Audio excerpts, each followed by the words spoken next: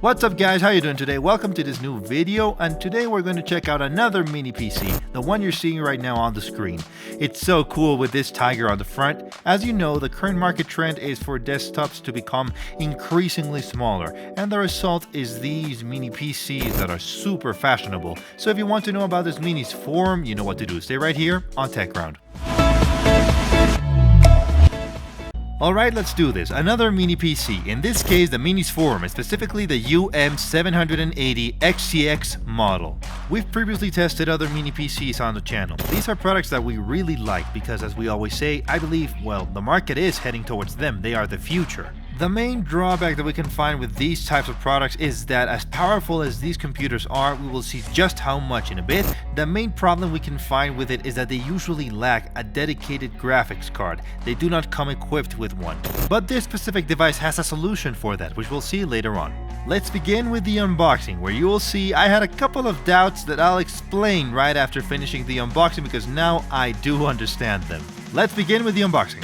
Alright, let's do this. We're going to unbox this Minisforum mini PC, another mini PC. As you know, these products are super fashionable and the trend for desktops is moving in this direction. They are going towards becoming smaller, more compact devices.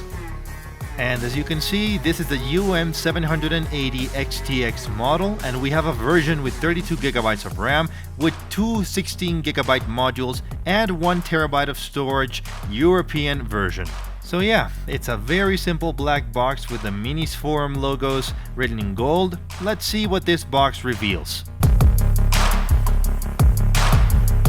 And here we have the device. As you can see, it's quite small. This is my hand and this is the device.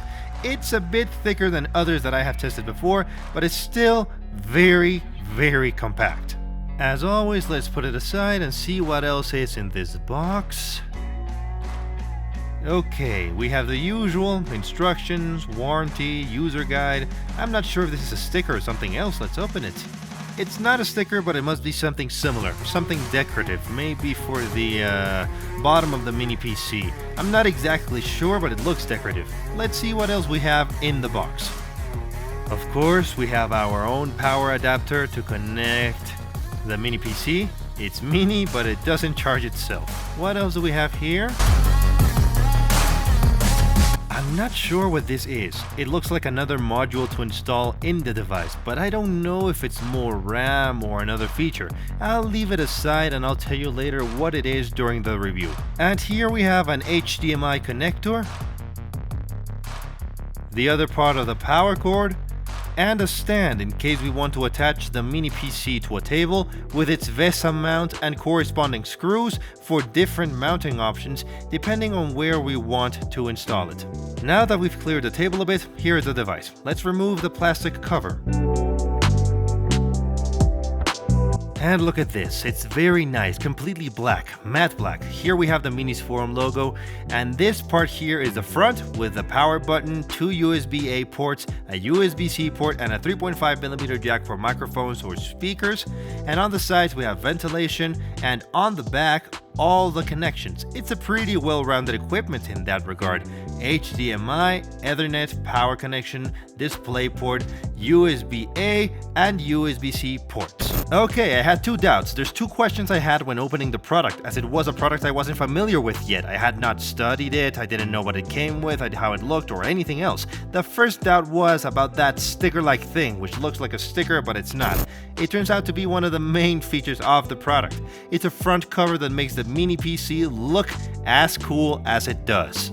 It's not a sticker, it's a magnetic cover that you can easily remove and replace with any cover that you want. As it is magnetized, it has no screws on it, and you can change it for any cover that you want. The default cover has a tiger, the animal assigned to this PC model, but you can create your own design like a logo or any other image. You just have to grab any plastic around, contour the outline, and paint the rest of the backdrop black. This way you can have your PC with the logo you want on it. This could be your channel logo, the Bitcoin logo, whatever type of logo you may want, and you can put it on the front using the product's colored lights.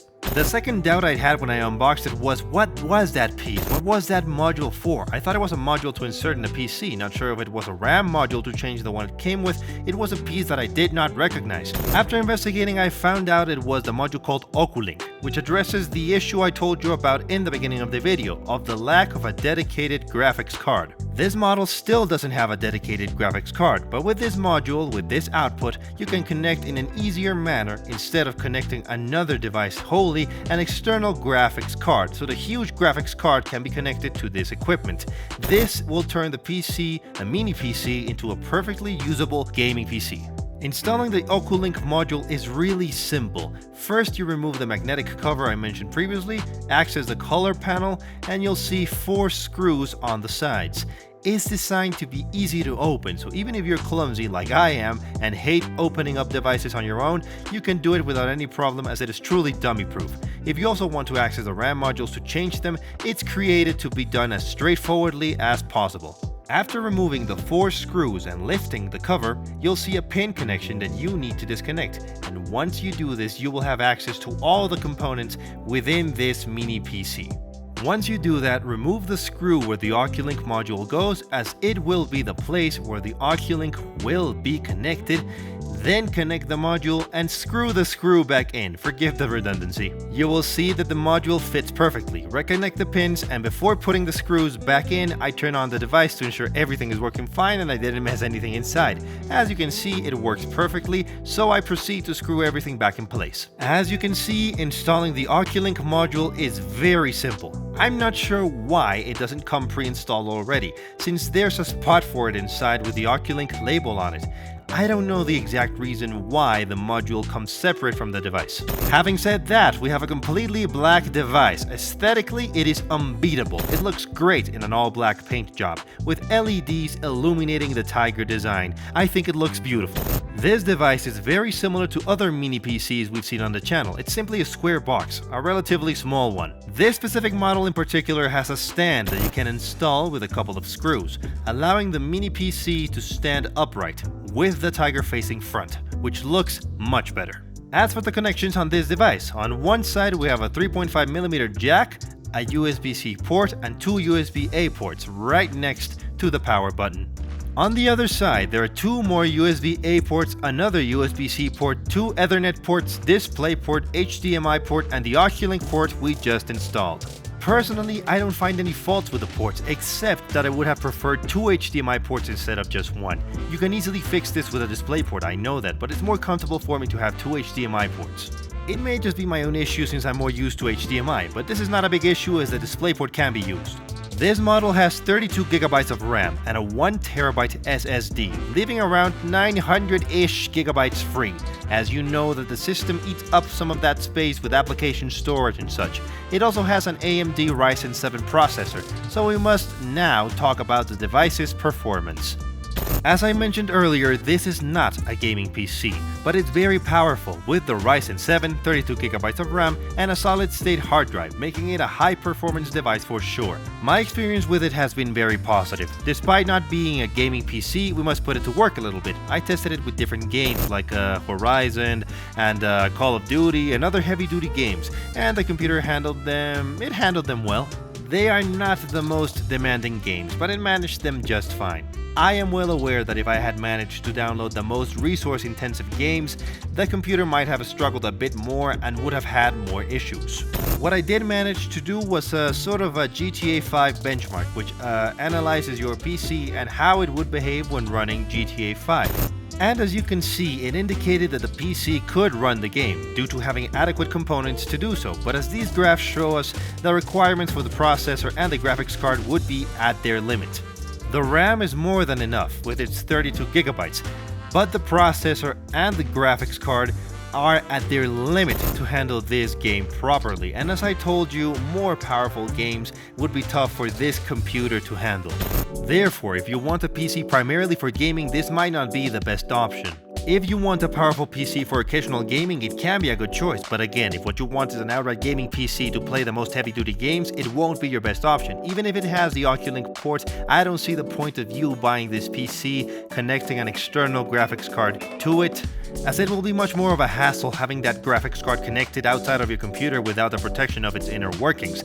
So if you want a gaming PC, I'd look for other options. But if you want a computer that behaves accordingly to play occasionally and that handles other computational tasks well, this can be a good alternative. I also ran other performance tests on this computer. I always run Geekbench, which I use for all devices to compare scores given by all those devices. You can see the score for this device on the screen, and you can compare it with other devices' scores on Geekbench's website. You can look for them over there and see which device has a better score, either the device you are interested in or the device you have on screen. Finally, let's talk about the price on this device. As I told you in the beginning, this version comes with 32 gigabytes of RAM and a 1 terabyte solid state drive, and it will cost you around 719 euros. There is also a 64 gigabytes of RAM version with the same SSD for 829 euros. So let me know in the comments down below what you think. Does it seem like a good device to you? Is it a good purchase, expensive or cheap? Let me know in the comments and I'll respond to every single one of you. That's all for today. Until next time, see ya.